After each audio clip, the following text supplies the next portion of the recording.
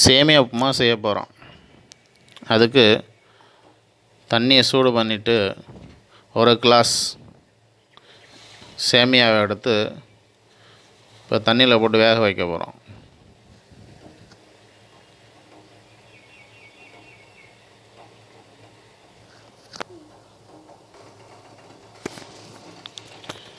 தண்ணி சூடான உடனே சேமியா போடுறோம்.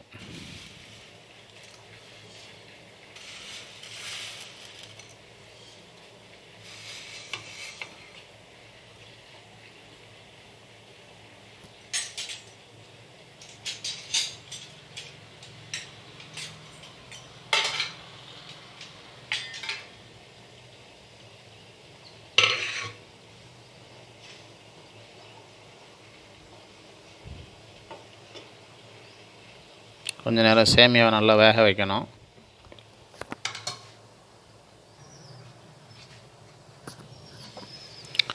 ரெண்டு நிமிஷம் நல்லா வெந்துருச்சு. இப்போ அந்த சேமியா மட்டும் தனியாக எடுத்துடணும்.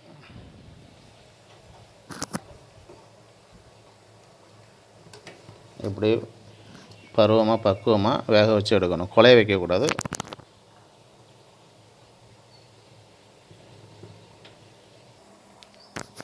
இப்படி ஒரு ஸ்ட்ரெயினை வச்சு ஸ்ட்ரெயின் பண்ணி சேமியாவை தனியாக எடுத்துடணும்.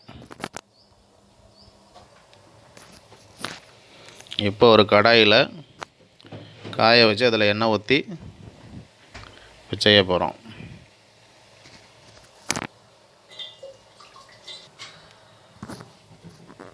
ரெண்டு ஸ்பூன் எண்ணெய் விட்டுக்கிடணும்.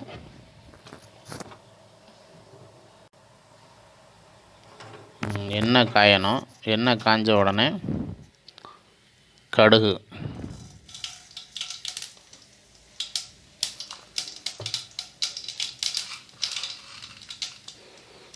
காஞ்சனே கொஞ்சம் உளுந்து, ஒரு ஸ்பூன் உளுந்து,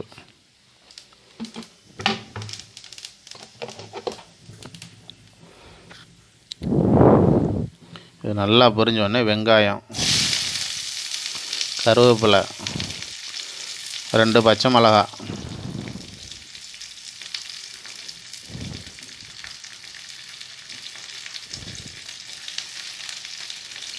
போட்டு நல்லா செந்நிறமாக வதக்கிடணும்.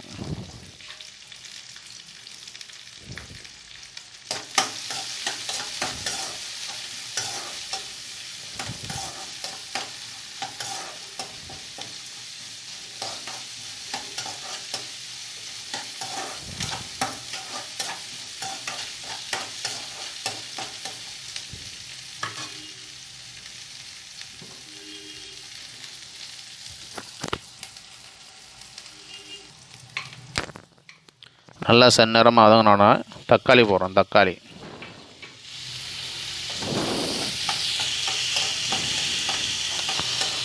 எல்லாம் போட்டு நல்லா வதக்கிடணும்.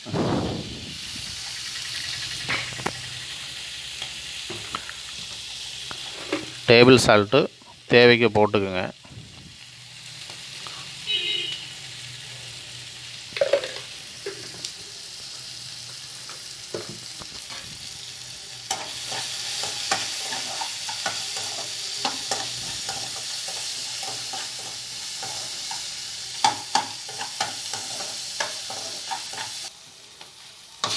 இப்போ நல்லா வதங்கிருச்சு.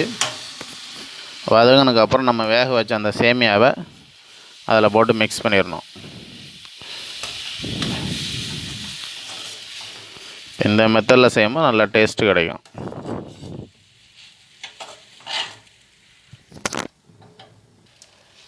இந்த மெத்தடில் செஞ்சால் சேமியா ஒன்றோட ஒன்றா ஒட்டாது, கொஞ்சம் உதிரியாக வரும். இல்லை விட்டால் சில டைம் பேஸ்ட் மாதிரியே ஒட்டிக்கிடும் ஒன்றோட ஒன்றா. இந்த மெத்தடில் செஞ்சோம்னா கொஞ்சம் உதிரியாக நல்லா பூ மாதிரியாக இருக்கும்.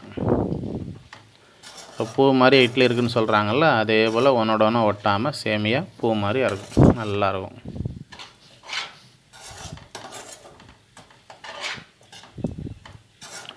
இதான் சேமியா உப்புமா.